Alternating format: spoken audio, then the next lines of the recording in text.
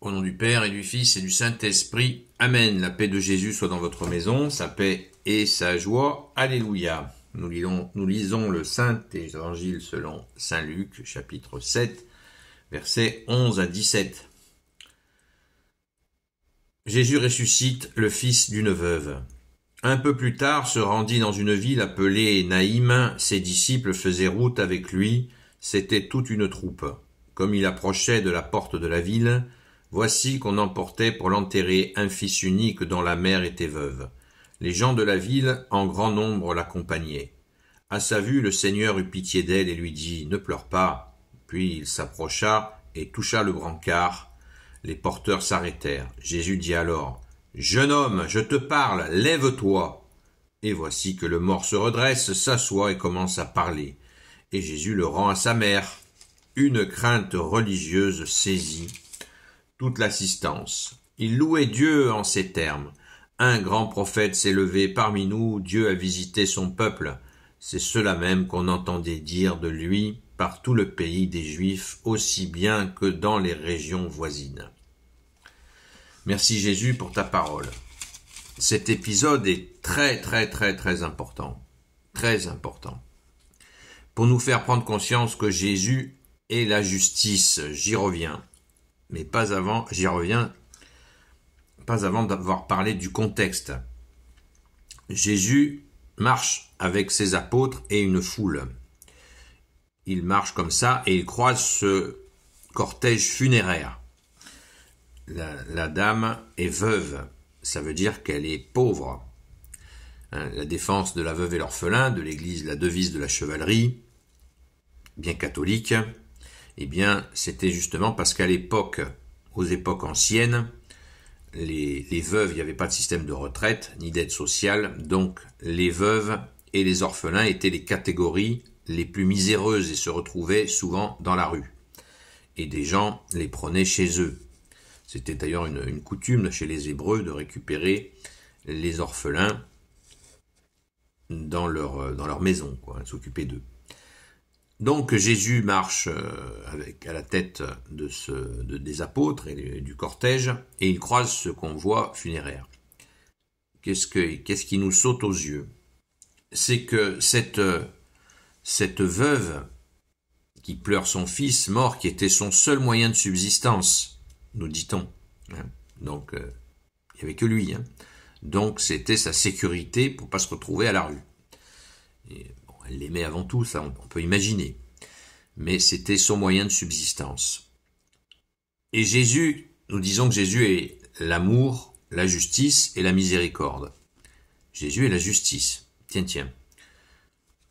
Qu'est-ce qui nous frappe? Eh bien, cette veuve n'a rien demandé à Jésus. Et oui, comme la femme adultère qui est lapidée, elle n'a pas demandé à Jésus de lui éviter d'être massacrée par ces monstres qui voulaient la tuer. Eh bien, la veuve n'a rien demandé à Jésus. Vous voyez, nous voyons la justice de Jésus. Jésus est là et il fait justice. Il va ressusciter ce jeune sans que personne ne lui ait demandé de le faire. C'est fort, c'est très fort. Alors rendons grâce, les amis, rendons grâce parce que c'est un grand bonheur de découvrir cela. Certains peut-être le savent, mais c'est la réalité. Jésus est soleil de justice. Il agit des fois, et certainement souvent, sans que personne lui demande quoi que ce soit. Jésus, tu es Dieu, tu fais ce que tu souhaites, tu es souverain par définition, avec ton Père et l'Esprit Saint, et la Sainte Trinité rend justice par le Fils Jésus. Alléluia. C'est extraordinaire. C'est extraordinaire. Alors, les gens, justement, on nous dit une crainte religieuse, verset 16, saisit toute l'assistance. Et après, ils se sont mis à exploser de joie en louant Dieu. Et c'est extraordinaire. C'est extraordinaire. Cette crainte, ça veut dire vraiment, ils ont été saisis de stupeur de voir, vous vous rendez compte, le gars, il s'assoit sur son brancard de mort, et il se met à parler, il ressuscite. Vous imaginez l'état de la veuve, de la maman. Il y a de quoi péter les plombs. Alors on se réjouit. Merci Jésus. Merci Jésus d'être la justice. Donc si nous sommes dans ce genre de situation, évidemment, eh bien crions vers le seul sauveur, le juste, parfait Jésus, l'agneau sans tache, le lion de Juda, le roi de gloire, le Dieu de nos vies, Jésus le Christ Jésus, comme dit le grand Saint Paul. Merci, alléluia. Gloire soit au Père et au Fils et au Saint-Esprit, maintenant et toujours et pour l'éternité. Amen. Ô Jésus, toi qui peux tout et qui porte tout, toi le Sauveur, toi l'Emmanuel, s'il te plaît Jésus, je te confie toutes celles et ceux qui regarderont cette vidéo ainsi que leurs proches selon ta seule volonté.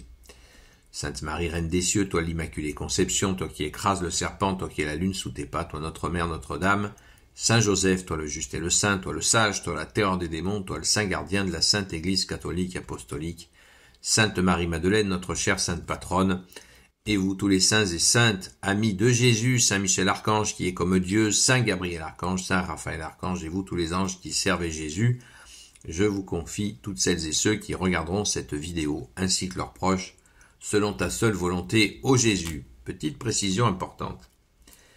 Nous voyons là, nous sommes au début, chapitre 7 de l'évangile selon Saint Luc, un seul évangile en 4 formes, n'oublions pas, il n'y a pas 4 évangiles, il y a 4 rédacteurs de l'évangile, Saint Matthieu, Saint Marc, Saint Luc et Saint Jean. Maintenant, très important à noter, quand Jésus, on est au début de l'évangile, c'est-à-dire que les miracles de Jésus, je le répète sans cesse, montent crescendo, en puissance. Jésus a commencé, vous vous rappelez, on se rappelle de l'eau changée en vin. Ça commence doucement. Et là, Jésus commence à faire des miracles extrêmement puissants, étonnants, choquants. Là, il ressuscite quelqu'un, quoi. C'est vraiment une étape, il faut s'en rappeler. Parce que ceux qui le suivent, notamment les apôtres, ils prennent ça en pleine figure. Donc ça doit leur faire chaud au cœur. Vous imaginez la joie de voir ce genre de choses qu'ils ont eu. Ça les a galvanisés. Hein. Pour ceux qui ne savent pas ce que ça veut dire galvaniser, ça veut dire que ça les a renforcés, ça leur a donné des forces. Et oui, on ne s'est pas trompé. Jésus est bien l'unique Messie qu'attendait Israël et bien sûr le monde entier. Merci Jésus, alléluia. Oui Jésus, tu es le seul Messie pour l'éternité, pour notre plus grande joie. C'est notre bonheur. Alléluia, et il n'y en aura jamais d'autre. Jésus, seul Messie pour l'éternité. Amen. À très vite.